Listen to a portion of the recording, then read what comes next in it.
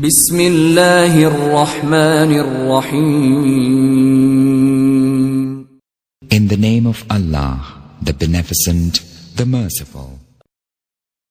کسی بہترین اردو داں کا جملہ نہیں بلکہ یہ اللہ کا قرآن ہے. فرمایا مشکل میں تم ہو تو گراں میرے محبوب پہ گزرتا ہے.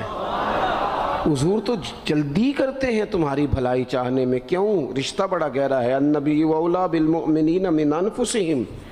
فرمایا یہ وہ محبوب ہیں جو تمہاری جانوں سے بھی تمہارے زیادہ قریب ہیں. رسول کائنات صلی اللہ تعالیٰ علیہ وآلہ وسلم امت کے حق میں نرم دل رکھتے. نرم. لوگ سمجھتے ہیں شاید کسی کا بھلا یہ ہوتا ہے اس کو 4 پیسے دے دیے جائیں. شاید اس کا بھلا یہ ہے کہ اسے نوکری پہ لگوا دیا جائے.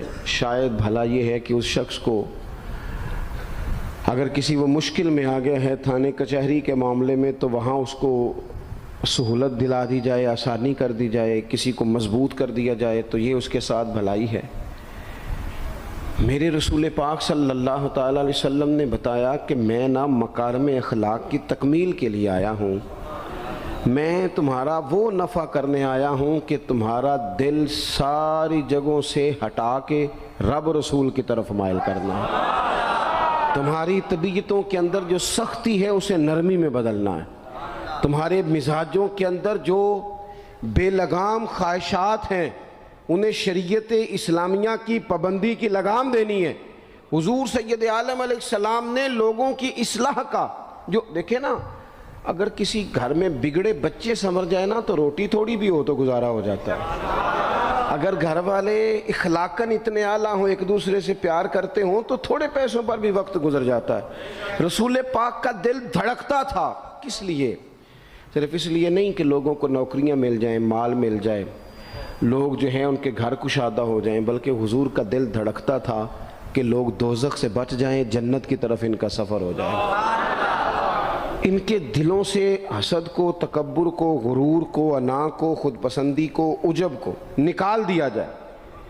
یتلو علیکم آیاتنا ویزکیکم, ان کا تزکیہ کر دیا جائے, دل صاف کر دیے جائیں. رسول پاک صلی اللہ علیہ وسلم احساس کے ساتھ جاتے. ہمارے ہاں نا تبلیغ ہوتی ہے لیکن اس میں درد نہیں ہوتا, الا ماشاء اللہ اچھے لوگوں کی بات نہیں کرتا. لو میرے جیسے آدمی نے تقریر کرنی ہے, گھنٹہ گزارنا ہی ہے, تو پھر بعض اوقات نفس کی خواہشیں غالب ہوتی ہیں تو وہ اصلاح سے زیادہ شوق داد لینے کا غالب آ جاتا ہے. وہ آپ کو پتہ ہے نا, وہ ہمارے ہاں پھر وہ نقیب محفل بیچارہ کبھی بھاگ کے ادھر چلا جاتا ہے, کبھی بھاگ کے ادھر آتا ہے, کہتا ہے میں نے جملہ دینا ہے. اب وہ ایسے لگتا ہے جملہ نہیں دینے لگا, کوئی ایٹم بم دینے لگا ہے جس میں اتنی اسے پریشانی. ایک جملہ کہنے لگا ہوں, سنبھال کے رکھنا, ضائع نہ کرنا, یہ نہ کرنا. وہ تو جملہ رہنے دے, تو آیت دے ہمیں کوئی قرآن پاک کی, تو ہمیں کوئی حدیث پاک سنا, تو سادی سی بات کر. یہ تو مطلب, اور پھر وہ داد کا اتنا شوق کہ جب تک سارے ہاتھ نہ کڑھیں, جب تک شمال جنوب والے نہ بول پڑیں تب تک بات نہیں ہوگی. یہ کیسی بات ہوئی؟ اصلاح کے اندر تو آپ کا درد آپ کی زبان سے زیادہ اثر رکھتا ہے. اقبال کہنے لگے کہ بات جو دل سے نکلتی ہے اثر رکھتی ہے, پر تو نہیں, پر طاقت پرواز مگر رکھتی ہے. وہ تو اڑتی ہے, وہ تو اس کی تو پذیرائی ہوتی ہے اگر بات دل سے نکل رہی ہے تو. عزیز بھائی یاد رکھیے گا, حضور سید عالم علیہ السلام درد دل کے ساتھ دعوت دیتے لوگوں. 10 دن حضور نے طائف میں قیام کیا ہے, ایک بندے نے بھی کلمہ نہیں پڑھا, الٹا انہوں نے روڑے مارے, تکلیف تھی. حضور واپس آ رہے ہیں, صحابی ساتھ ہیں, باغ میں بیٹھ گئے. اتنی صحت مبارک پر انہوں نے معاذ اللہ تعالیٰ سنگ باری کی کہ خون مبارک بہہ رہا ہے. فوراً عرض گزار ہوئے, یا رسول اللہ صلی اللہ علیہ وسلم آپ دعا کر دیں یہ تباہ ہو جائیں. فرشتہ بھی حاضر ہو گیا, حضور آپ دعا کریں یہ تباہ ہو جائیں. لیکن محبوب کے دل میں نرمی ہے نا امت کے لیے, اگرچہ یہ ساری امت دعوت ہے اس وقت, پر اس وقت بھی نرمی ہے. محبوب کریم علیہ السلام نے ہاتھ اٹھائے. صحابی کہتے ہیں میرے دل میں خیال آیا اب یہ تباہ ہو ہی, میری طرف دیکھیں جی, اب یہ تباہ ہو ہی جائیں گے, اب کوئی نہیں بچا سکتا انہیں تباہ ہونے سے. لیکن حضور نے کیا کہا اے اللہ انہیں ہدایت دے دے، انہیں پتہ ہی نہیں یہ کیا کر رہے ہیں۔ فوراً عرض کی یا رسول اللہ ایک نے بھی کلمہ نہیں پڑھا، ایک نے بھی کلمہ نہیں پڑھا۔ کبھی پتھر مارنے کے والے کے لیے بھی دل میں احساس ہوتا ہے، ہمیں تو کسی نے کچھ بھی نہیں کہا، کوئی گالی نہیں دی، کچھ نہیں کہا، پر ہم سخت کیوں ہیں بھلا؟ وہ ہمارے پیچھے نہیں چلتا ہاتھ باندھ کے، جی میں ہاں نہیں ملاتا، تو ہمارا دل اس کے لیے سخت ہے۔ دو ہی تو بندے ٹھیک ہے دنیا میں، ایک میں ٹھیک ہوں اور ایک جو میری ہاں میں ہاں ملائے پوری وہ ٹھیک ہے۔ دونوں ہاتھ باندھ کے پیچھے چلے، تیسرے کو میں کیسے ٹھیک ہونے دیتا ہوں؟ میرا مزاج ہی نہیں، اللہ ماشاءاللہ ہماری طبیعت ہی نہیں ہوتی ایسی۔ خدا کے بندو، جب دل کشادہ ہوں، طبیعتیں کھلی ہوں، پھر اس طرح کا تھوڑی مزاج ہوتا ہے۔ کریم محبوب صلی اللہ علیہ وسلم سے عرض کی حضور ایک نے بھی نہیں کلمہ پڑھا اور پھر بھی آپ کے دل میں اتنی وسعت ہے، آپ ہدایت کی دعا کر رہے ہیں۔ 10 دن لگائے، ایک شخص بھی نہیں آ رہا، تو محبوب کیا فرمانے لگے؟ کریم فرمانے لگے مجھے پتہ ہے انہوں نے تکلیف دی ہے، ایک نے بھی کلمہ نہیں پڑھا، جلدی نہ پریشان ہو جایا کریں۔ کچھ لوگ جلدی کچے جملے بوئے، ساڈی قوم نہیں ٹھیک ہو سکتی جی، ایسمو لگتا کچھ نہیں ہو سکتا دی، یہ نہیں ٹھیک ہو سکتے، فلانے نہیں ٹھیک ہو سکتے۔ شکوہ ظلمت شب سے تو کہیں بہتر تھا، اپنے حصے کی کوئی شمع جلاتے جاتے۔ اللہ کے حبیب صلی اللہ علیہ وسلم سے عرض کی یا رسول اللہ صلی اللہ علیہ وسلم ایک بھی نہیں مانا اور آپ نے پھر ہدایت کی دعا کی، تو یہ میرے محبوب کا امید کا طریقہ ہے۔ کریم فرمانے لگے اگر آج یہ نہیں مانتے تو پھر بھی تباہی کی دعا نہیں کرنی، یہ نہیں مانتے تو ان کی آنے والی نسلیں مان جائیں گے لوگ۔ اپنے دل میں جب آپ نرمی لے آتے، ہمارے نا سینکڑوں نوجوان گناہوں میں چلے گئے ایک ایک علاقے سے۔ جو آدمی گناہ میں مبتلا ہوتا ہے نا، وہ سخت تکلیف میں ہوتا ہے۔ انسان کو جو چیز سب سے زیادہ ستاتی ہے وہ اس کی اپنی غلطیاں ہوتی ہیں۔ حدیث میں فرمایا ما حاک فی صدرک، کھٹکتا ہے سینے میں، چبھتا ہے گناہ۔ یہ تکلیف دہ معاملہ ہوتا ہے، تڑپتے ہیں لوگ، سسکتے ہیں، لیکن روایتی انداز سارا جب ہماری مجالس اور محافل میں ہو جاتا ہے، کوئی نہیں وقت دینے والا، پیار کرنے والا، تھپکی دینے والا، بازو تھام، کوئی نہیں۔ ایک تقریر وہ ہے جو میں آپ سے کرتا ہوں، بس ٹھیک ہے گھنٹہ گزارنا ہے، تو وہ بھی کئی میری طرح کے لوگ ہیں جو جمعرات کو فیصلہ کرتے ہیں سویرے کیا بیان کرنا ہے۔ حالانکہ میری طرح کے جو چھوٹے ہیں وہ ہفتے سے ہی تیاری شروع کر لیتے ہیں تاکہ کچھ غور فکر کر کے قوم کے سامنے رکھا جائے، ضروری۔ اب ایک تقریر میں آپ سے کرتا ہوں، سمجھانے کے لیے عرض کرتا ہوں، ایک تقریر ایسی ہے جو خطیب صاحب آپ سے کرتے ہیں، اور خدا نہ خواستہ اللہ تعالیٰ معاف کرے، صرف سمجھانے کے لیے، اگر ان کو پتہ چل جائے کہ ان کا بیٹا کسی غلطی میں مبتلا ہو گیا تو پھر بھی اسی طرح ہی داد و تحسین کے لیے لش پش کر کے تقریر ہوگی؟ نہیں، پھر یہ انداز نہیں ہوتا۔ پھر تو بچہ کو سامنے بٹھا کے باپ اپنی پگڑی اس کے پیروں میں رکھتا ہے، پھر تو ماں دوپٹہ پیروں میں رکھتی ہے، کہتی پتر میری کمائی نہ اجاڑ دینا، اور نہ پتہ چلا تو سگریٹ پینے لگ گیا، خدا خیر کرے، تیری مہربانی۔ سوتا نہیں، اس کا چہرہ پریشان ہے۔ اب بات آئی ہے نا، اب یہ وقت آیا تبلیغ کا، اصلاح کا۔ اسے منت کر کے سمجھایا، اس کو گزارش کی، اس نے کہا ابا جی غلطی ہو گئی تھی، آئندہ نہیں کرتا، پوری اس نے تسلی دی، پھر بھی نہیں سوتا۔ بچہ تو وعدہ کر کے چلا گیا، پھر بھی نہیں سویا، وہ اپنے کمرے میں چلا گیا اور اس نے مصلی بچھا لیا۔ کہا یا اللہ یہ میری عمر کی کمائی ہے، مالک اسے ہدایت دے دے۔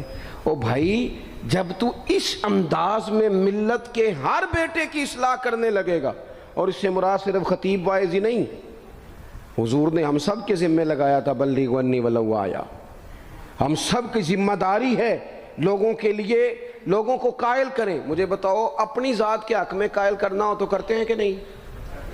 ہوتا ہے نماز کی دعوت ہم کیسے دیتے ہیں؟ ہم کہتے ہیں پڑھ لیے کر نماز، اتنے پیسے کہاں لے کے جائے گا، یہی دعوت ہوتی ہے نا۔ وہ کہتا ہے تو نے اپنی قبر میں جانا اور میں نے، یہ تو ہے ہمارا دین کے حق میں۔ وہ محفل میں آنا اگر ٹائم ملا تو ٹھیک، یہ ہے دین کے حق میں۔ اور جب اپنی باری آئے، کسی سے 50,000 روپے چاہیے تھے، فون کیا اس کو، ملنا تھا، وہ کہتا حکم کریں، کہتے نہیں نہیں ٹیلی فون والی بات نہیں. کہتے میں تو 2 بجے ملوں گا، تو 2:30 بجے میل پر، میں مل کے کرنی ہے. پھر جاتے ہی اس سے 50,000 مانگا نہیں، پہلے منت کی، دکھ سنایا، پھر اسے ثابت کرایا کہ تیرے علاوہ دینا بھی کسی نے نہیں، سارے غلط بندے ہیں، تو ٹھیک ہے معاذ اللہ. پھر اس کو یہ بھی ثابت کرایا وقت پہ واپس کر دوں گا. اتنی ساری گزارش کر کے رو دھو کے جب وہ پورا قائل ہو گیا تو آخر میں کہا مجھے 50,000. صحیح کہہ رہا ہوں؟ ہاں نہ تو کرو نا، چلو ہلکا سا ایسے ایسے تو کرو نا. ہوتا ہے کہ نہیں ایسے؟ او بھائی اپنے حق میں قائل کرنا تھا تو تجھے سارا طریقہ آتا تھا، اور رب و رسول کے حق میں قائل کرنے کا تجھے طریقہ ہی نہیں آتا. تجھے پتہ ہی کوئی نہیں کہ کیسے قائل کرنا ہے. اپنے لیے تو نے قائل مائل کرنا تھا، سارا پتہ تھا، سب خبر تھی کیسے منانا ہے.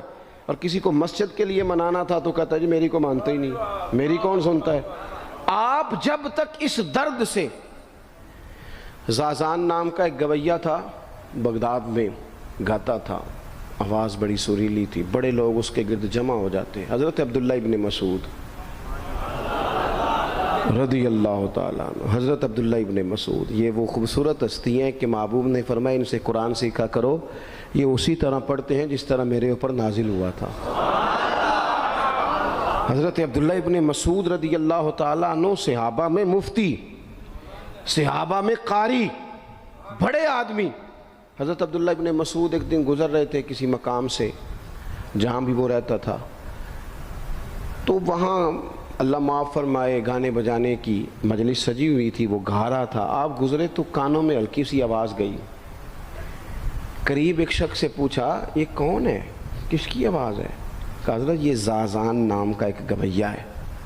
وہیں کھڑے کھڑے درد سے کہنے لگے کتنی سونی آواز ہے، کاش یہ قرآن پاک کی تلاوت کرتا، اتنی خوبصورت آواز ہے، کوئی تو ہو نا جو اس درد سے بات کرے، کاش یہ قرآن پاک پڑھتا. اور پھر دعا مانگتے آگے تشریف لے گئے. وہ جوان تھا، فارغ ہو کے باہر نکلا، لوگوں کا رش تھا. ایک شخص نے اسے روکے، کہا زازان ادھر آ، پتہ آج کیا ہوا؟ کہا جناب کیا؟ کہنے لگے جانتے ہو حضرت عبداللہ ابن مسعود کو؟ کہا جانتے ہیں. فرمایا وہ صحابی رسول صلی اللہ علیہ وسلم آج گزرے، تیری آواز ان کی سماعتوں سے ٹکرائی تو فرمانے لگے کاش یہ قرآن پاک پڑھتا. کہنے لگا صحیح بتاؤ انہوں نے میرا نام لیا ہے؟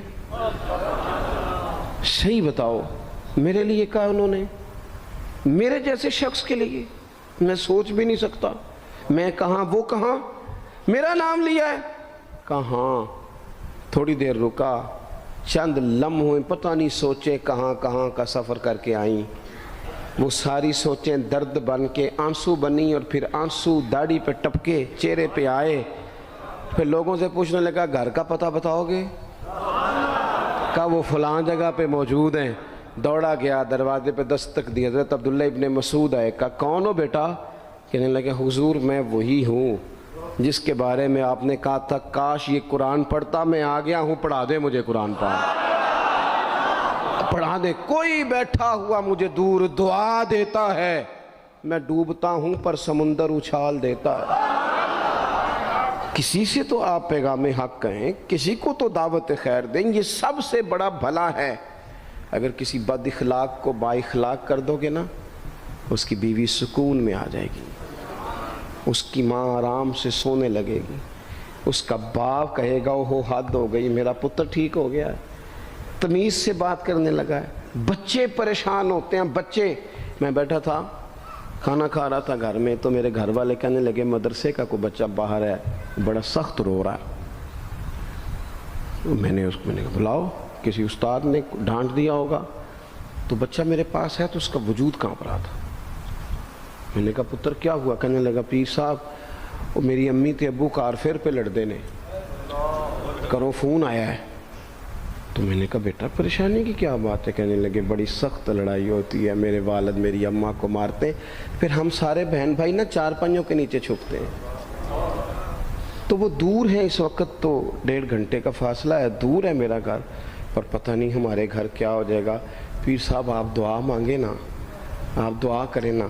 اس بچے کی کیفیت اور اس کے اوپر چھائی ہوئی آزمائش اور اس کے طبیعت میں اسے دیکھ کے میرے آنسو نکل گئے. کچھ دنوں کے بعد میں نے اس کے باپ کو بلایا. میں نے کہا خدا کے بندے، تیری انا اور تیری بیوی کی انا اتنی سخت ٹکراتی ہے کہ تیری اولاد پیس کے رہ گئی. کاش تو رسول اللہ کی اس صفت سے آگاہ ہوتا کہ خدا کے بندوں کو معاف کر دو، اللہ تمہیں معاف فرما دے گا.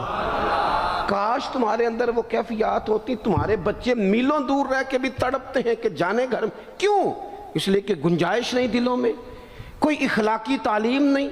ہم نے اپنے گھروں کو خود اپنے ہاتھوں سے اتنا آزمائش کا گھڑا بنا لیا ہے. لڑائیاں، جھگڑے، مصیبتیں. کیوں؟ کہ پیسوں کی تو تبلیغ روز ہوتی ہے کہ کمانے چاہیے، مال کی تبلیغ تو روز ہوتی ہے، درد نہیں بٹتا، اخلاق کی بات نہیں ہوتی. او سجنوں، ہمارا غریب گھر تھا، پر میرے ابا جی جب گندم کا سیزن ختم ہوتا گھر میں لے کے آتے تو ہمارے گھر کے سین میں کھڑے ہو کے فرماتے، لو پتر کسے دا گھر وال نہیں تکنا، میں دانے پاتے نے پھڑو لیتے تو تہاڈی ماں نے اچار پا دیتا ہے. اب پرواہ نہیں. اس سادگی کے ساتھ، اس آسانی کے ساتھ گزارا ہوتا تھا. میں نے ایک دفعہ کہا، میں نے کہا ابا جی لوگ بڑا بڑا پیغام دیتے ہیں، پیسے کماؤ پیسوں، آپ نہیں دیتے پیغام. چلیں یہ بتانے کوئی شے پسند نہیں کھانے میں؟ کہنے لگے بیٹا بھوک لگی ہو تو ہر شے پسند، نہ لگی ہو تو نخرا ہی نخرا. اگر طلب ہوگی تو یہ بھی تمہیں نفع دے گا، لیکن اپنے گھر میں سکون رکھنا، اطمینان رکھنا، اس ٹینشن سے اپنے ایک دوسرے کو اخلاق کا سبق پڑھائیں، دلوں کی نرمی کا درس دیں، تھوڑی سی کوشش کریں جس سے ہمارے گھر بچ جائیں. اور اگر کوئی بندہ گناہگار نظر آئے تو اس پر تنقید نہ کریں، تنقید نہ کریں. مجھے صحیح بتانا، دل پہ ہاتھ رکھ کے. خدا نہ خواستہ کسی کا بچہ بچی معاذ اللہ، اللہ بچائے سب کو، بگڑ جائے تو کیا وہ چوک میں کھڑے ہو کے چسکے لے لے کے بتائے گا کہ بچہ میرا بگڑ گیا؟ بولو سارے، بولو جلدی سے. تو پھر پڑوسیوں کا بچہ بگڑا ہے تو پھر چسکے کیوں لیے؟ گلی میں کسی کی بیٹی سے معاذ اللہ خدا نہ خواستہ کوئی ایسی غلطی ہو گئی تو جگہ جگہ باتیں کی. تیاں سانجیاں نہیں ہوندیاں؟ اپنے بچے کے بارے میں جب تو کہتا ہے چھپ جائے بات، دیکھنا. حضرت سیدنا جنید بغدادی کہتے ہیں میرے ماموں تھے حضرت سری سختی، میں اپنے ماموں سے ہی بیعت تھا، انہی کی خدمت میں رہتا تھا. فرماتے ہم جا رہے تھے، ایک دن انہوں نے چھڑی پکڑی ہے، ایک ہاتھ میں مجھے تھاما. تھوڑا آگے گئے تو رش تھا، چند لوگ کھڑے تھے.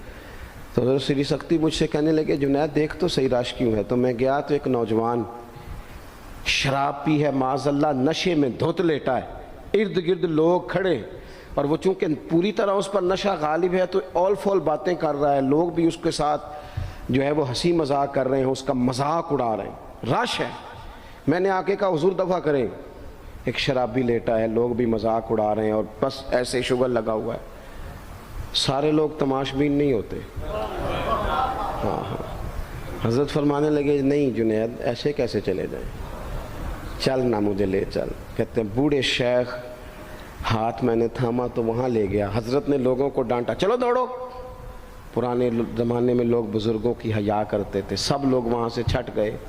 کہتے ہیں مجھے فرمانے لگے جنید جا پیالے میں پانی لا. کہتے ہیں میں ایک پیالے میں پانی بھر کے لایا. انہوں نے اپنے بوڑھے ہاتھوں سے اس کا منہ دھویا، اس کے چہرے پہ پانی ڈالا، اس کا منہ صاف کیا، پھر اسے کھڑا کیا، اسے گھر بھیجنے کو کہا. کہتے ہیں وہ وہیں ایک کونے میں سائیڈ پہ ہو گیا تو حضرت نا منہ دھو کے نا تھوڑی دیر چپ کر گئے. پھر 2-3 لمحے گزرے تو ان کی آنکھوں میں زور زور سے آنسو ٹپکے اور ہاتھ اٹھا کے کہنے لگے مالک میں تیرا کمزور بندہ ہوں، میں منہ دھو سکتا تھا، میں دل تو نہیں نہ دھو سکتا. جو میرے اختیار میں تھا میں نے کر دیا، باقی تو مقلب القلوب ہے، کر نہ کرم. یہ کسی ماں کا بیٹا ہے، کسی خاتون کا شوہر ہے، او بھائی جو نشے پہ لگ جائیں ان کے بچے باپ کے ہوتے ہوتے یتیموں جیسی زندگی گزارتے ہیں، لوگوں کے مانگ کے کپڑے پہنتے ہیں. کسی نے کہا تھا اگر دشمن سے زیادہ بدلہ لینا ہو تو اسے قتل نہ کرو، نشے پہ لگا دو. معاذ اللہ اتنا لوگوں نے، کتنا عام نشہ ہو گیا. کہا اللہ میں نا منہ دھو سکتا ہوں، دل نہیں، دل تو دھو سکتا ہے، دھو دے. کہتے ہیں یہ کہہ کہ حضرت اٹھے، تو میں نے عرض کی حضور ویسے منہ دھویا کیوں آپ نے؟ تو فرمانے لگے اس لیے دھویا ہے کہ جب تک منہ سے بدبو آتی رہے گی جتنے لوگ سونگتے رہیں گے اس کے شرابی ہونے کے گواہ بنتے رہیں گے. میں نے اس لیے دھو ڈالا ہے کہ ہو گئے پیچھے جو ہو گئے مزید گواہ نہ بنے. حضرت سری سختی کہتے ہیں میں نے، حضرت جنید بغدادی کہتے ہیں میں نے اسی رات تہجد کے وقت اٹھ کے حضرت کو وضو کرایا، میں نے ان کا بازو تھاما، میں ہی ان کو مسجد میں لے کے گیا. کہتے ہیں جب ہم مسجد میں پہنچے تو وہ کل دوپہر والا شرابی ہم سے پہلے مصلی پہ بیٹھا تھا. کہتے ہیں میرے دل سے آوازیں نکل رہی تھی شیخ دیکھ لو پھر مالک کتنا کریم ہے، آپ نے منہ دھو ڈالا تھا رب نے دل بھی دھو ڈالا، کرم فرما دیا. کوئی ہو نہ جو ایسا کرے.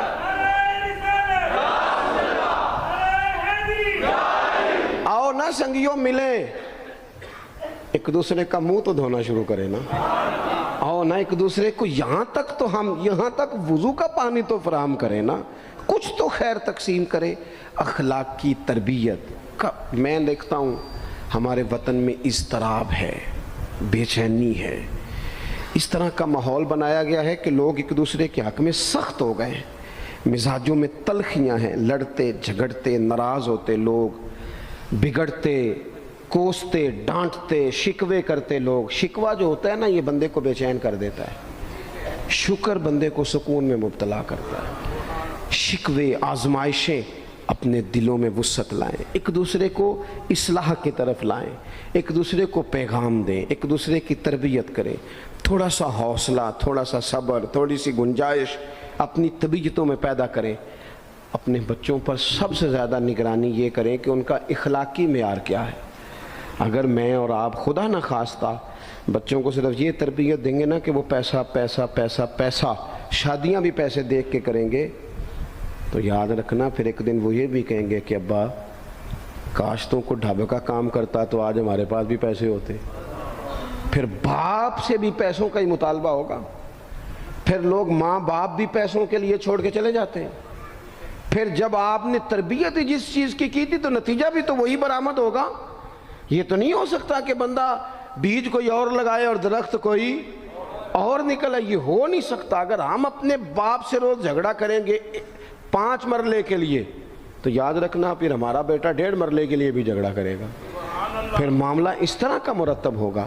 ایک دوسرے کو اخلاقی پیغام دینا ضروری ہے. آخری بات آپ کی خدمت میں یہ عرض کرنی ہے اور یہ میری خواہش ہے کہ آپ اس پر زیادہ توجہ کریں گے انشاءاللہ. آپ سارے ویڈیو بنائیں، مجھے کوئی اعتراض نہیں، پر مہربانی کریں دیکھیں تو میری طرف نہ. جب آپ لائیو چلاتے ہیں تو پھر اسی کو دیکھتے ہیں، وہ پھر کہتا ہے کہ یہ کومنٹس آ گیا تو دوسرا آ گیا. اللہ کرے میری بات آپ کے دل میں اتر جائے.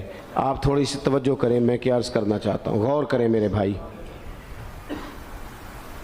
ملک میں نا مہنگائی تیزی سے عروج پکڑ گئی ہے، اور مہنگائی جب ہوتی ہے نا تو امیروں نے تو مال بیچنا ہوتا ہے تو ان کا دگنا ہو گیا تو وہ تو اور امیر ہو گئے، تو غریبوں کے لیے مشکلات بڑھ گئی ہیں. جو طبقات بیچارے تنخواہ دار تھے، کمزور تھے، میری طرف دیکھیں جناب، وہ اور کمزور ہو گئے. ہمیں زیادہ تو نہیں لیکن اتنا ضرور کرنا چاہیے. یہ قرآن پاک دے دیں جی مجھے دے دیں، لے لیا تشریف رکھیں آپ. عزیز بھائی تھوڑا سا نا، زیادہ نہیں، 3 لوگ مل کے ایک غریب آدمی کا خیال تو رکھ ہی سکتے ہیں نا. لیکن غریبوں سے بھی عرض کروں گا، سہارا بندوں کو نہیں بنایا کرتے، سہارا رب رسول کو بنایا کرتے. کسی سے تھوڑی سی مدد لینا تو ٹھیک ہے، چلو آگے جانے کے لیے تھوڑا سا سہارا لے لیں کہ اب مشکل ہے تو یہ کراس نہیں ہو رہا رستہ، تھوڑا سا سہارا تو لے لیں. لیکن جو لوگ مستقل سہاروں پہ آ جاتے ہیں ان کا تو پھر اپنی طاقت ہی ساری ختم ہو جاتی. گردن کو جھکا دیتا ہے خیرات کا پتھر، جہاں میں مانگنے والوں کے سر کبھی اونچے نہیں ہوتے. تھوڑی سی ہم نے ایک دوسرے کی مدد کرنی ہے. جو لوگ زیادہ مالدار ہیں ان سے میری گزارش ہے کہ تھوڑے سے خرچے کم کر لیں، اپنے ہاتھوں سے تقسیم کریں. یہ چھوڑ دیں کہ وہ میرے چچا کے جو بیٹے ہیں وہ میرے ساتھ اچھا سلوک نہیں کرتے، وہ فلانے ہیں، وہ ان کا سلوک اگر وہ کریں گے تو اللہ سے اجر لیں گے. آپ اگر ان کو محسوس کرتے ہیں نا وہ غریب ہیں، ماموں کے بیٹے، چچا کے بیٹے، گلی والے، محلے والے، تو تھوڑا تھوڑا کر کے اپنے بھائیوں کی مدد کرنی شروع کریں. دیکھو عید پہ کپڑے تھوڑے لے لو نا, ویسے بھی سوٹ کی ضرورت تو صرف عید پڑھنے کے لیے, بعد میں تو کپڑے بدل کے گوشت کرتے ہیں, تو بچے ویسے سوئے رہتے ہیں سارا دن. تھوڑی سی نا اپنے اضافی خرچے کم کریں. غربا کی تھوڑی, یہ عید گزری تھی نا چھوٹی, تو شادیاں شروع ہو گئی تھیں. میرے پاس لوگ بہت زیادہ آتے ہیں, چونکہ نیک آدمی سمجھ کے اچھا گمان کر کے لوگ دعاؤں کے لیے کہتے ہیں, تو ان کے دکھ سن کے نا تو کئی دفعہ سوچتے ہیں کہ یار یہ جو امیروں نے اتنے مہنگے مہنگے ہوٹلوں میں روٹیاں کھائیں, اتنی مہنگی مہنگی گاڑیاں پجارو, یہ اللہ کے حضور جواب بھی تو دینا ہے نا. ہم نے ایک دوسرے کا خیال چھوڑ گئے, دو چار باتیں سوچ کے نا, وہ جی اس کے گھر میں 3 لوگ ہیں, کام کیوں نہیں کرتے ہیں؟ خدا کے بندے کرتے ہیں کام, لیکن محنت سے نہیں ملتا, خدا کے فضل سے ملتا ہے. تیرے اوپر فضل ہے, تجھے اب باتیں آتی ہیں, لیکن کئی دفعہ سارے بھی کریں تو رزق جب ہی آتا ہے جب رب چاہتا ہے. ایک تو وہ لوگ ہیں جو ہاتھ پھیلا کے مانگ لیتے ہیں, ایک سفید پوش ہوتے ہیں, لا یسألون الناس الحافا, جو لپٹ لپٹ کے سوال نہیں کر سکتے. ان کو دیکھیں, بالخصوص اپنے بہن بھائیوں میں, قریبی رشتہ داروں میں, پڑوسیوں میں تھوڑی تھوڑی لوگوں کی مدد کریں, اور اپنے خرچے بتدریج کم کریں. خواہش تو بچوں کی طرح ہوتی ہے, ایک خواہش پوری کریں تو دوسری پیدا ہو جاتی ہے, دوسری پیدا کریں تو 4 خواہشیں اور کھڑی ہیں. یہ نفس تو بچے کی طرح ہے. اپنی خواہشات تھوڑی کم کر کے, یہ حکومتوں سے آپ امید نہ رکھیں. ہمارے ملک میں جتنی سیاسی جماعتیں حکومتیں کر چکی ہیں یا کر رہی ہیں, ان سے کوئی توقع نہیں. یہ بیچارے تو اپنے جھگڑوں سے ہی باہر نہیں آتے, انہیں کیا خبر کہ غریب کہاں بستا ہے. جب تک بندہ وہاں سے ہو کے نہیں نا گزرتا جو اصل جگہ ہے. تمہیں یہ جو تم اے سی والے کمروں میں بیٹھ کے اور جناب نیسلے کی بوتلیں رکھ کے پریس کانفرنس کرتے ہو, تمہیں کیا پتہ ہو, تمہیں کیا خبر ہو کہ بچوں کی فیس دینی ہو تو بوڑھے ماں باپ پہ کیا گزرتی ہے. تمہیں کیا خبر ہو کہ عید آ گئی ہے تو بوڑھے کس طرح مشورے کر رہے ہیں کہ اگر عید کر کپڑے نہ کر لیتے ساس گلاں کرے گی. تمہیں کیا خبر ہو کہ کچھ غریب ایسے بھی ہیں جو بیچارے رات کو مشورہ کرتے ہیں کہ صبح ناشتے میں گھی کہاں سے لانا ہے, بچوں کے پراٹھوں کے لیے تو گھی بھی نہیں ہے, گندم امیر شہر کی ہوتی رہی خراب, اور بچی کسی فقیر کی فاقے سے مر گئی. خدا را مہربانی کریں, گنجائش پیدا کریں. بندہ کبھی بھی جیب کا سخی نہیں ہوتا. بخاری شریف میں پورا باب ہے کہ بندہ غنی دل کا ہوتا ہے. اپنے دل کا غنا اپنے اندر لائیں. جب آپ کا دل سخی ہو جائے گا ساری چیزیں ٹھیک ہو جائیں گی. اللہ تعالیٰ مجھے اور آپ کو توفیق عمل عطا فرمائے. اللہ تبارک و تعالیٰ اپنے بندوں پر بڑا مہربان ہے. وہ اپنے بندوں کو معاف کرنے والا ہے, اپنے بندوں پر رحمت کرنے والا ہے. ہم اللہ تعالیٰ کے عاجز بندے ہیں. خواہشات نفسانیہ کئی دفعہ معاذ اللہ غالب آتی ہیں, غلطیاں ہو جاتی ہیں, اور ان غلطیوں کی پاداش میں انسان اپنی جان پر زیادتی کرتا ہے. اللہ تعالیٰ معاف کرے تو اس کا سفر اللہ کے عذاب کی طرف ہوتا ہے.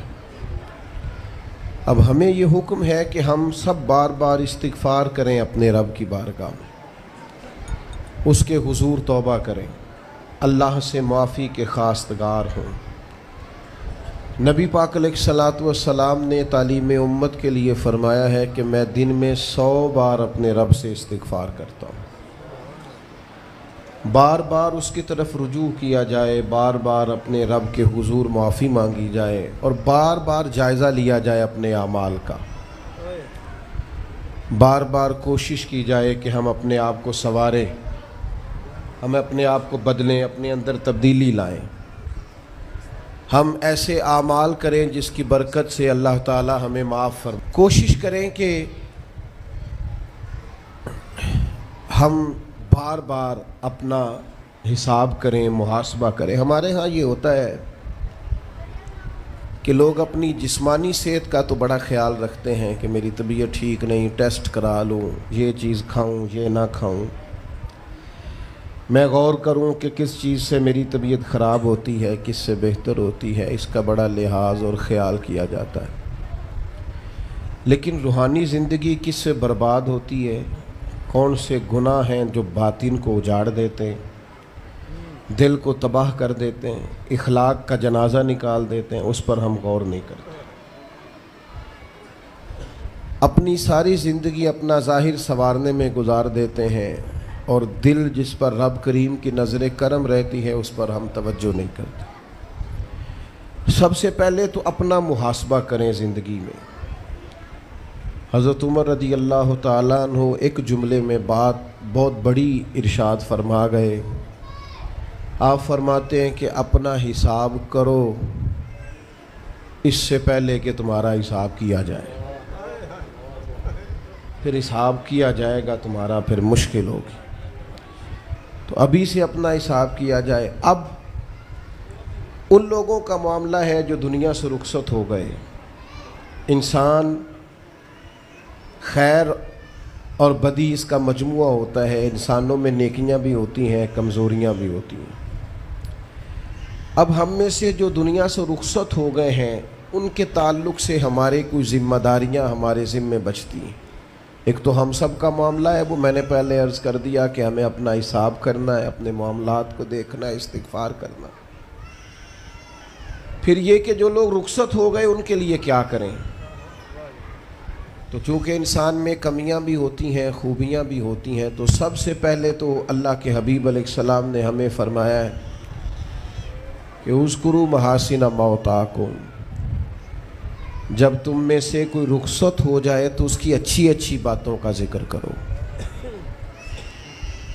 ایسا نہیں کہ انسان میں ساری خوبیاں ہی ہوں گی، لیکن تم خوبیاں تلاش کر کے ان کا بیان کرو، تم زمین پر اللہ کے گواہ ہو۔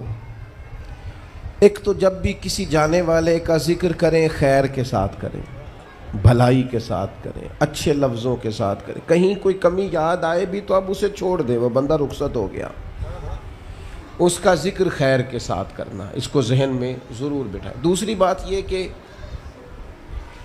جب کوئی دنیا سے جائے تو اس کی طرف سے ایصال ثواب کریں، یعنی ایسے اعمال کرے جن کی وجہ سے اسے ثواب پہنچے۔ اب ہمارے ہاں جو رسم و رواج بعض بن گئے ہیں، بڑی بڑی دیگیں، بڑے لاؤ لشکر، نامی گرامی بندہ ہے تو نامی گرامی آؤ جاؤ تو کھانے تو بڑا جلسہ تو پتہ لگ جائے لوگوں کو۔ تو پہلے تو یہ یاد رکھو جس کام میں تھوڑی سی بھی ریاکاری ہو اس پر اللہ کی بارگاہ سے اجر کی امید کیسے رکھتے ہو؟ جب تک عمل خالص لوجہ اللہ نہیں ہوتا، جب اس پر ثواب مل نہیں رہا تو جائے گا کیسے؟ جتنا آپ عمل چھپا کے کریں گے، جتنا آپ عمل اللہ کی رضا کے لیے کریں گے، اتنا ثواب زیادہ ہوگا، جانے والے کو فائدہ زیادہ ہوگا۔ وہ میں ختموں پہ جاتا ہوں کئی دفعہ تو وہ کہتے ہیں اتنے لاکھ روپیہ مسجد کو دیا، اس کا بھی اعلان کر دیں، اتنے قرآن پاک پڑھے ہیں تو اس کا بھی اعلان کر دے۔ کس کو بتا رہے ہو اعلان کر کے؟ اللہ کو تو پتہ ہے تم نے کیا پڑھا ہے، یہ پرچیاں پڑھ پڑھ کے کس بات کی سنا رہے ہو؟ کیا مطلب ہے اس کا؟ حضرت عبداللہ ابن مسعود رضی اللہ تعالیٰ عنہ فرماتے ہیں بعض ریاکار مر کے بھی ریاکاری نہیں چھوڑتے۔ حضور مر کے ریاکاری نہیں چھوڑتے، مرنے کے بعد کیسے ہوگی؟ فرماتے ہیں ان کی خواہش ہوتی ہے جنازے بڑے ہونے چاہیے، لوگوں کو پتہ لگ جائے فلانا گیا ہے۔ مرنے کے بعد بھی تو دکھاوا کر رہا۔ حضرت ابو ذر غفاری رضی اللہ تعالیٰ عنہ کا جنازہ چند لوگوں نے پڑھا ہے، 4-5 لوگوں نے، اور حضور کے محبوب ترین صحابی ہیں۔ بڑا جنازہ بھی بڑی بات ہے، اللہ تعالیٰ توفیق دے تو اچھے لوگوں کے بڑے جنازے، لیکن کسی کا جنازہ چھوٹا بھی ہو جائے تو مطلب یہ نہیں کہ بندہ ٹھیک نہیں تھا۔ بات کی سمجھ آ رہی ہے؟ تو میرے عزیز، ایصال ثواب کریں تو اللہ کی رضا کے محض پتہ ہوتا ہے محلے میں غریب کون ہے، اپنے والد اور والدہ کے نام پر غریب کو دے دیں، کسی مقروض کی مدد کریں، اس بیچارے کی جان چھوٹ جائے۔ آپ کوئی گلی ٹھیک کرا دیں جہاں سے لوگوں کا گزرنا آسان ہو، آپ کچھ ایسا نظام کر دیں جس سے لوگوں کے لیے آسانیاں پیدا ہو جائیں، لیکن آپ محض وہی کام کریں گے جس سے دکھاوا ہوگا تو کیا امید کرتے ہیں اس پر اجر کی؟ تو ایصال ثواب دیکھیں قوم کو ضرورت کیا ہے، وہ والا ایصال ثواب کریں۔ حضرت سعد رضی اللہ تعالیٰ عنہ نے جب آن کر کے عرض کیا تھا کہ یا رسول اللہ صلی اللہ تعالیٰ علیہ وسلم، میری والدہ کا انتقال ہو گیا ہے تو میں ان کے لیے کیا کروں؟ تو محبوب نے فرمایا کہ فلاں جگہ پانی کی قلت ہے، تو وہاں کنواں کھدوا دے. معنی کیا ہے کہ اس پانی پینے سے اللہ تبارک و تعالیٰ تیری ماں کو اس کا اجر عطا فرمائے گا. صدقہ تو جس چیز کی ضرورت ہے آپ وہ چیز کر کے دیں, اور ختم چپ کر کے بھی ہو جاتا ہے, گھر کے اندر بھی ہو جاتا ہے, اکیلے بھی ہو جاتا ہے. اس کے لیے لاکھوں کروڑوں لگانے کی کوئی ضرورت بھی نہیں. چوتھی بات, تیسری بات, کوشش فرمائیں کہ جو نیکیاں جانے والا کرتا تھا وہ نیکیاں جاری رہیں. اس کے بچے, اس کی اولاد, اس کے سارے رشتہ دار ان نیکیوں, اگر وہ کوئی بھلائی کرتا تھا تو وہ بھلائی ہوتی رہے, وہ جاری رہے, وہ سلسلہ آگے بڑھایا جائے. ہم یہ کرتے ہیں کہ ہم خیر کے کاموں کو جاری نہیں رکھتے, بلکہ والد کے جانے کے بعد تو بچے بڑے سیانے ہوتے ہیں, وہ کہتے ہیں ابا جی کو تو بس وہ فلانا غریب بھی لوٹ کے لے جاتا تھا, فلانا بھی اپنی مجبوری سنا کے, تو ہم تو سیانے ہیں. او خدا کے بندے, حضور علیہ السلام نے فرمایا تمہیں جو روزی دی جاتی ہے وہ تمہارے کمزوروں کی وجہ سے دی جاتی ہے. وہ جو ضعیف کمزور لوگ تمہارے دسترخوان سے کھا جاتے ہیں ان کے سبب سے اللہ تعالیٰ تمہیں عطا کرتا ہے. تو اس لیے یہ تو کوئی طریقہ نہیں ہے کہ آپ کے بزرگ خیر کا کام کرتے تھے, آپ نے چھوڑ دیا. تو آپ ایک کام یہ کریں کہ ان کی نیکیاں جاری رکھیں. اور چوتھی بات یہ کہ ان کے لیے دعا کریں. دعا ہمیں حضرت ابراہیم نے سکھائی ہے, سورہ ابراہیم میں موجود ہے. ربنا اغفر لی ولوالدی, یا اللہ مجھے بھی بخش دے اور میرے ماں باپ کو بھی. وللمؤمنین یوم یقوم الحساب, اور جس دن تو حساب لے اس دن سارے مومنوں کی بخشش فرما دے. ایک شخص نے نا حضور علیہ السلام کے سامنے دعا مانگی, اللہ مجھ پہ رحم فرما اور اپنے نبی پہ رحم فرما. حضور فرمانے لگے تو نے اللہ کی رحمت کو محدود کیوں کر دیا ہے, تو کہہ سارے مومنوں پہ رحم فرما, سب پہ رحم فرما. بھائی سب کے لیے دعا مانگیں. یہ 2-4 بچوں کا موبائل کا مسئلہ رہ گیا, باقیوں کا بیٹا بیٹھ جاؤ, پیارے بیٹے بیٹھ جاؤ, پتر بیٹھ جاؤ, آپ بھی بیٹھ جاؤ بیٹے. آپ بیٹھ کے بنائیں, اس میں کیا رہ جائے, کھڑے ہوتے ہیں بیٹا تو پچھلوں کو دقت ہوتی ہے. سنو, زیادہ غور سے سنو. میں تھوڑی تقریر کرنے والا مولوی ہوں, لیکن یہ اللہ کا فضل ہے کہ میں اگر 20 منٹ بات کروں گا تو اس 20 منٹ کے اندر آپ کو 20 سبق ضرور حاصل ہوں گے انشاءاللہ تعالی. ہاں, وہ کوشش ہوگی کہ وہ جتنی بات ہے وہ تربیتی ہے. وہ بعض دوستوں کا خیال ہوتا ہے لمبی تقریر کرے, میں کیا ہوتے وہ بندہ کر سکتا جنہیں ایک شعر ہی 20 منٹ پڑھنا ہوئے, اجے مزہ نہیں آیا, اجے دوبارہ پڑھو, اجے رل کے پڑھو, تو وہ تو پھر 1.5 گھنٹہ بھی کام چل سکتا ہے. تو جس نے ٹو دی پوائنٹ بات کرنی ہو اس کے لیے تو 10 منٹ بھی بڑے ہوتے ہیں. اور ویسے بھی تقریریں پیٹ بھرنے کے لیے نہیں ہوتی, عمل کرنے کے لیے ہوتی ہیں. اب تو میں ویسے بھی ذرا مصروف زیادہ ہو گیا ہوں, بہت ساری جگہوں پہ جا نہیں پاتا. تو ایک جگہ میں گیا تو ایک بزرگ مجھے کہنے لگے پچھلی دفعہ تسی 40 منٹ تقریر کی تھی سی, حید کی زیادہ کرنی. میں کہا 40 منٹ والی تھی, عمل ہو گیا جی. تو اگر تقریریں کانوں کی لذت کے لیے سننی ہے تو سنتے رہیں, پھر تو کئی راتیں لوگ جلسے سنتے ہیں. مقصود کیا ہے, نتیجہ کیا ہے, جو عرض کر رہا ہوں اس پر غور کریں. سب کے لیے دعا کریں. ایک بات خاص کرنے لگا ہوں, حضرت ابراہیم نے تو بخشش بھی سب لوگوں کی مانگی. حضور علیہ السلام بھی دعا کرتے تو امت کے لیے دعا کرتے. کبھی اپنے بھائی کے لیے بھی تو دعا کرو نا یار, اللہ تعالیٰ اسے بھی ذرا زیادہ روزی دے. بھتیجوں کے لیے بھی دعا کرو, بھانجوں کے لیے بھی کرو. توجہ ہے آپ کی میری بات؟ ادھر دیکھیں جی, غور کریں بات. ویسے دعا کرنی چاہیے کہ نہیں محلے داروں کے لیے کہ یا اللہ ادھر والا پڑوسی بھی امیر کر دے, تو ایس پاسے والا بھی ہنس دے ہو, ہاں نہ نہیں کر دے. یہ دعا مانگنی چاہیے کہ یا اللہ میرے پڑوسیوں کو. نہیں آپ بول ہی نہیں رہے, تسا کتوں منگنی دعا, منگنی چاہیے نا. مانگتے ہیں ہم. ایسی ہوا چلی ہے کہ ہر شخص سوچتا ہے تمام شہر جلے بس ایک میرا گھر نہ جلے. او خدا کے بندے کبھی محدود نہ کر خدا کی رحمت، سب کے لیے مانگ اس سے، وہ بڑا کریم ہے، تو کہہ یا اللہ سب کو دے اور سب کے صدقے ہمیں بھی دے۔ لیکن ہم نہ دعاؤں میں بھی اپنا ظرف اور حوصلہ بڑا نہیں کرتے، گنجائش پیدا نہیں کرتے۔ دیکھو داتا گنج بخش علی اجویری رحمۃ اللہ علیہ نے لکھا ہے کہ ایک بندہ نا حج کرنے گیا تو ہر جگہ دعا مانگتا تھا، یا اللہ میرے دوستوں کو نیک کر دے، یا اللہ میرے دوستوں کو نیک کر دے۔ عرفات میں بھی، منا میں بھی، مزدلفہ میں بھی، بیت اللہ شریف کے پاس بھی، ہر جگہ یا اللہ میرے دوستوں کو اچھا کر دے۔ تو ایک بندے نے اسے کہا یار یہ عجیب دعا کرتا ہے تو، میرے دوستوں کو نیک کر دے، اپنے لیے بھی تو مانگنا۔ تو کہنے لگا اللہ کے بندے میں ہر وقت دوستوں کے بیچ رہتا ہوں، اگر وہ نیک ہو گئے تو میں بھی انشاءاللہ ہو جاؤں گا۔ ان کی صحبت میرے اوپر بھی اچھا اثر ڈالے گی چونکہ رہتا جو ان کے بیچ ہوں۔ ہمارا علاقہ امیر ہو گیا تو انشاءاللہ ہم بھی ہو ہی جائیں گے۔ لوگوں کے رزق میں برکت ہوگی تو ہمارے رزق میں بھی تھوڑا سا نا کشادہ دل کریں ہر معاملے میں۔ اور سنیں حدیث پاک، نبی کریم علیہ الصلوۃ والسلام نے فرمایا جو دعا اپنے بھائی کی غیر موجودگی میں اس کے لیے مانگی جاتی ہے نا، اللہ وہ دعا جلدی قبول فرماتا ہے۔ اور حضور فرماتے ہیں جب تم اپنے بھائی کی غیر موجودگی میں اس کے لیے دعا مانگتے ہو، اللہ تمہارے سرانے فرشتہ کھڑا کرتا ہے اور فرشتہ کہتا ہے مالک جو یہ اس کے لیے مانگ رہا ہے پہلے اسے عطا فرما۔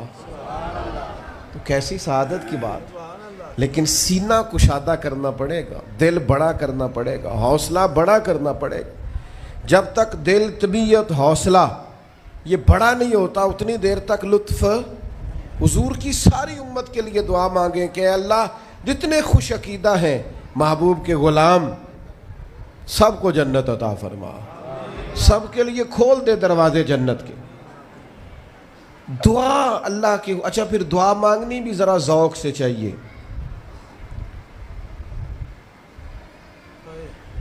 کسی بندے نال ذاتی کام ہوئے، ذاتی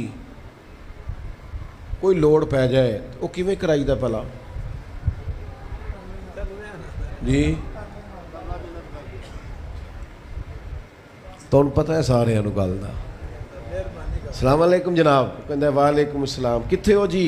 میں تے دور ہاں کدھرے تسی حکم کرو۔ کہندے نہیں ٹیلی فون والی گل ہی نہیں، مینوں مل کدھرے۔ اور رات کو کسی وقت کہتا میں 2 بجے آؤں گا، میں جاگنا یار مجبوری بڑی ہے، تو پاویں 3 بجے آ مر مینوں مل کے سویں۔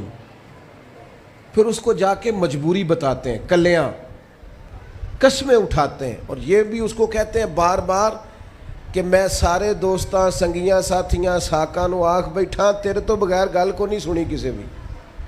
پورا قائل کرتے ہیں اس کو، پورا مجبور کر دیتے ہیں مدد کرے۔ کرتے ہیں کہ نہیں ایسا؟ لوگ کرتے ہیں نا۔ اور تمہیں پتہ ہے بندہ کیسے مانتا ہے، منا لیتے ہو تو سیکھ جاؤ نا رب کیسے مانتا ہے۔ کبھی بیٹھو نا اکیلے مصلی بچھا کے اور کہو نا اس سے کہ مالک تیرے سوا کدھر جائے، کس سے کہیں، کس کی بارگاہ میں عرض کریں، کون ہے جس کے حضور جائیں۔ ایک بزرگ تھے تو ان کی بڑے درد سے دعا مانگتے تھے، تو کسی نے کہا کہ آپ نے دعا مانگنے کا طریقہ کس سے سیکھا؟ کہنے لگے اپنی بیوی سے۔ بیوی سے کیسے سیکھا؟ تو وہ کہنے لگے میری بیوی کو کوئی کام تھا گھر کا، کوئی خرچہ اس نے مجھے بتایا، تو میں نے اسے کہا ابھی میرے پاس پیسے کوئی نہیں، آتے ہیں کہیں سے تو دیتا ہوں، کرا دیں گے۔ عورتوں کی عادت ہوتی ہے 2-4 دن کے بعد پھر یاد کرایا کہ وہ کام گھر کا ہونے والا ہے، پیدا کیا ہے، بتا تیری بارگاہ میں عرض نہ کروں تو پھر میں کس سے کروں۔ بندے تو بات سنتے ہیں تو پھر وہ پردے کھول دیتے ہیں، دیتے کچھ نہیں اور لوگوں کو سناتے ہیں فلانا آیا جی پیسے پہ منگدا ہے۔ ایک سنگی سی ایک دفعہ تے انہیں پائی دا تگڑا ہے چنگا، دور کسی سنگی کو لونے کو مدد لئی تھوڑی۔ میں نے کہا یار تیرا بھائی ٹھیک ٹھاک ہے؟ وہ کہتا ہے دیندا تے ہے پر بدنامی بڑی کرتا ہے، سب نو دس چھڑتا ہے۔ عزت رب کی بارگاہ میں بندہ عرض کرتا ہے تو بندے کا پردہ بھی رہ جاتا ہے اور وہ عطا بھی کر دیتا ہے۔ میرے دوستو دعائیں شوق سے مانگو، دعائیں درد سے مانگو. وہ اکبر الہ آبادی نے کہا تھا مصیبت میں بھی اب یاد خدا ہم کو نہیں آتی. دعا منہ سے نہ نکلی, جیبوں سے عرضیاں ہی نکلیں.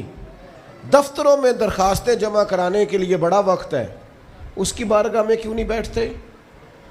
اس کے حضور حاضر کیوں نہیں ہوتے جو پردہ پوشی کرے, اپنے بندوں کو نوازے؟ اور 10 منٹ نکال کے اس کی بارگاہ میں آ تو صحیح. حضور فرماتے ہیں رب کہتا ہے میرا بندہ جب میری بارگاہ میں ہاتھ اٹھاتا ہے مجھے حیا آتی ہے, میں خالی واپس کیسے کر دوں؟ جاتے ہی نہیں, عرض ہی نہیں کرتے. دعا تو مومن کا ہتھیار ہے, طاقت ہے, بندے کی شان ہے. ہر دکھ سکھ رب رسول کی بارگاہ میں کہے, طاقتور ہو جائے. اور پھر دعا ذوق سے کرے, شوق سے. میں چھوٹا سا آدمی ہوں, صبح مسجدوں میں نا قاری صاحب کے پاس, حافظ صاحب کے پاس بچے سبق پڑھنے آتے ہیں, الف با تا سا. میری طرح کا سب سے چھوٹا مولوی بھی سبق پڑھا رہا ہو نا, تو بچہ سبق پڑھاتے ادھر ادھر دیکھے تو قاری صاحب تھپڑ مارتے, کہتے ادھر تک کوئی سبق میرے سے پڑھ رہا, دیکھ ادھر رہا ہے. اور بات بھی ٹھیک ہے کہ وہ بچہ کیسے پڑھے گا جس کا دھیان ہی نہیں, لفظوں کی پہچان ہی نہیں ہوگی. ڈانٹتے ہیں استاد ادھر توجہ کر. عجیب لوگوں نے رب سے دعا مانگ رہے ہیں, دھیان کسی اور طرف ہے, دل کسی اور طرف ہے, ذوق کسی اور طرف, توجہ ہی کوئی نہیں. مانگ اللہ سے رہیں. بارگاہ کتنی بڑی ہے اور رٹی رٹائی دعائیں چل رہی ہیں, دعاؤں میں باتیں ہو رہی ہیں. ان تے بندے دعا دے ٹائم بھی موبائل نہیں بند کر دے, وہ دی بھی ویڈیو چاہیے انہوں نے. اللہ سے مانگ رہے ہیں اس وقت بھی توجہ. حضرت موسیٰ علیہ السلام نے عرض کی رب کی بارگاہ میں کہ میری قوم عرض کرتی ہے مالک تو ہماری دعائیں قبول نہیں فرماتا. تو اللہ کریم نے فرمایا کلیم ان کے لفظ میرے ساتھ ہوتے ہیں, دل نہیں میرے ساتھ ہوتے. جملے رٹے رٹائے بولنا اور دل پتہ نہیں کہاں گردش کر رہا ہے. بات جو دل سے نکلتی ہے اثر رکھتی, پر نہیں طاقت پرواز مگر رکھتی. اب جو ہم جانے والوں کے لیے دعائیں کریں گے اس میں تو ہمیں چاہیے آپ پیر صاحب سے دعا ضرور کرائیں, علامہ صاحب سے ضرور دعا کرائیں, لیکن جس ذوق سے پتر نے دعا مانگنی ہے نا والد کے لیے, وہ دوسرا کوئی نہیں مانگ سکتا. جو بیٹی نے دعا مانگنی ہے نا درد سے, وہ دوسرا کوئی. آپ خود دعا مانگیں, خود ختم شریف پڑھیں, خود تلاوت کریں. اسی بڑے منفرد لوگ ہاں. ہمارا یہ طریقہ ہے کہ ہم نے رویہ اس طرح کا بنایا ہوا ہے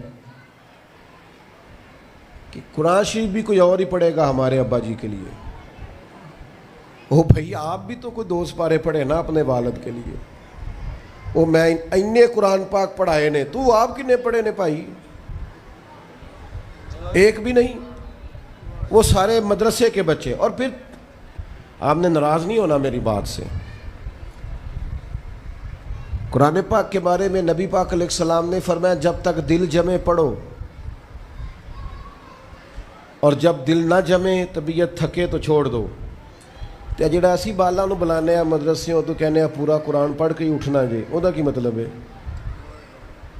ان کا دل کرے تو آدھا سپارہ پڑھیں, دل کرے تو 1 رکوع پڑھیں. آپ نے تو پابند کر دیا ہے. کس بنیاد پر پابند کیا آپ نے؟ آپ خود پڑھیں. اور پھر علماء نے لکھا ہے بچہ نیت کر لے والد کے لیے پڑھ رہا ہوں, کہنے کی بھی ضرورت نہیں, اللہ ثواب عطا کر دے گا. خود 1 سپارہ نہیں.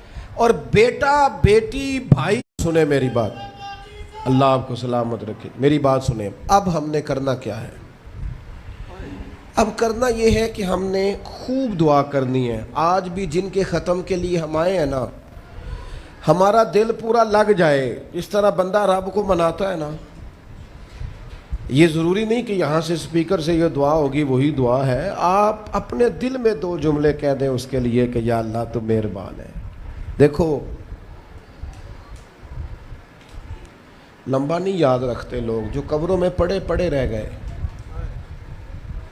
آہستہ آہستہ بندے بھولنے لگتے ہیں. جب کسی کا انتقال ہوتا ہے لوگ روز قبرستان جاتے ہیں, پھر تھوڑے دنوں کے بعد یہ روٹین کیے. فرمایا قبر والا ماں، میرا باپ، میری اولاد میرے میرے میرے میرے لیے دعا کریں، میرے اپنے میرے لیے دعا کریں. وہ تو انتظار کر رہا. دوستو، اپنے جانے والوں کا بہترین تحفہ ان کے لیے دعا کرو. میری والدہ میرے والد چلے گئے، کوئی مجھ سے پوچھے نا ان کے لیے کیسے دعا کرتے تو میں کہتا ہوں میری سانسیں بھی دعا کرتی، میری دھڑکنیں بھی دعا کرتی.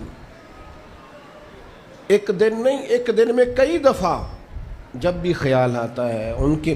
قرآن مجید نے خود توجہ دلائی، وَقُلْ رَبِّ ارْحَمْهُمَا كَمَا رَبَّيَانِي صَغِيرًا. اللہ کہتا ہے کہو اے اللہ ان دونوں پہ رحم فرما، جب میں چھوٹا تھا تو میری انہوں نے پرورش کی تھی. رب نے دعا سکھائی. بھائیو، صرف مسلمان کا آج موبائل بھی آباد ہے، فوٹو بھی آباد ہے، اور دسترخوان بھی آباد ہے، اور ہوٹل بھی آباد ہے. جس چیز کو آباد نہیں کرتے وہ مسلح ہے. مسلح کمزور ہے، مسلح طاقتور ہونا چاہیے. وہ بندہ طاقتور ہے جسے اللہ سے جڑنا آتا ہے، دعائیں مانگنی آتی، التجائیں کرنی آتی. خوب دعائیں مانگیں، خوب اس کی بارگاہ میں حاضری دیں. آخری بات آپ سب کے لیے میری یہ ہے کہ ہم سب نے دنیا کو چھوڑ کے جانا ہے. ہم دنیا میں اچھے عمل کرنے آئے ہیں. جڑا بچہ اتوں پردیس گیا ہے نا، ابا جی نے پلاٹ ویچیا ہے تے اماں نے زیور ویچیا ہے، وہ باہر کام نہ کرے تو جڑے اتوں کو بندہ جائے وہ کہندے یار تو کڈا بیوقوف ہے، تیری ماں پیو نے جڑے کام کر لیا تو وہ کردا ہی نہیں، ویلا پھرنا ہے. اور پھر میں نے سیانے لوگ دیکھے ہیں سعودی عرب میں 40 سال گزارتے ہیں پر وہاں گھر نہیں بناتے. دبئی میں، یورپ میں 40 سال گزارے، گھر نہیں کوئی. بلکہ جو کمبل خریدا تھا نا جاتے وقت، واپسی تک وہی کمبل ہے. کیوں؟ کہ وہ سمجھتے ہیں گھر تو پاکستان میں. پردیس کے لیے محنت، یہاں گھر بنانے کا مقصد کوئی نہیں. اور میرے دوستو، نبی پاک نے ہمیں فرمایا دنیا میں اس طرح رہنا جس طرح مسافر رہتے ہیں. گھر تو تمہارا جنت میں، اصل ٹھکانہ تو آخرت کا ہے. لیکن ہم ساری تباہی اتار رہے ہیں، یہاں فارغ پھر رہے ہیں. آپ نے ناراض نہیں ہونا، ڈھیر سارے بندے بے نمازی ہیں اور بلا وجہ بے نمازی ہیں، کوئی وجہ نہیں. جو بندہ کہتا ہے نماز کے لیے ٹائم نہیں ملتا، جھوٹ بولتا ہے. کیونکہ رب کہتا ہے لا یکلف اللہ نفسا الا وسعہا، جو بوجھ کوئی اٹھا نہ سکے میں ڈالتا ہی نہیں. تو ہم نماز پڑھ سکتے تھے تو اللہ نے فرض کی ہے. ٹھنڈے اے سی لگ گئے، اب فجر میں آنکھ ہی نہیں کھلتی. او خدا کے بندو، اس وقت سے ڈرو جب اے سی بھی ہو، کمرہ بھی ہو، پر نیند ہی نہ آئے. آج نیند ضرور کرو پر غافلوں والی نہ کرو. فجر کی نماز بر وقت. آج کل ہی تو موقع ہے فجر پڑھنے کا جب رات چھوٹی. اب بھی تو مزہ آتا ہے، بندہ تھوڑی قربانی دے کے اٹھتا ہے. یہی تو ٹائم ہے کہ آپ وقت پہ آئیں. اور یہ ذمہ داری ہے گھر کے بزرگوں کی کہ وہ جس طرح ناراض ہوتے ہیں نا میری روٹی کیوں نہیں ٹائم نہ پکی، انہیں ناراض ہونا چاہیے کہ تم نے نماز کیوں نہیں پڑھی. لیکن وہ ذات کے لیے ناراض ہوتے ہیں، دین کے لیے ناراض ہی نہیں ہوتے. اس پر ضرور توجہ کریں، بالخصوص اپنی نماز کا خاص. اور نوجوانوں سے کہوں گا، جو بندہ جوانی میں نمازی نہیں نہ ہوتا، بڑھاپے میں اس کے لیے عادت ڈالنا مشکل ہوتا ہے. ابھی سے نمازی ہو جاؤ، بڑا مزہ آئے گا، زندگی مینج ہو جائے گی. ہم تو بھائی ٹائم کے اتنے پابند ہی نہیں رہے. ساڈا تے ٹائم ہی ہے وے، زور تو پہلا، زور تو بعد، عصر تو پہلا تے عصر تو، ہر چیز نماز کے ساتھ سیٹ ہے. بڑا مزہ آئے گا.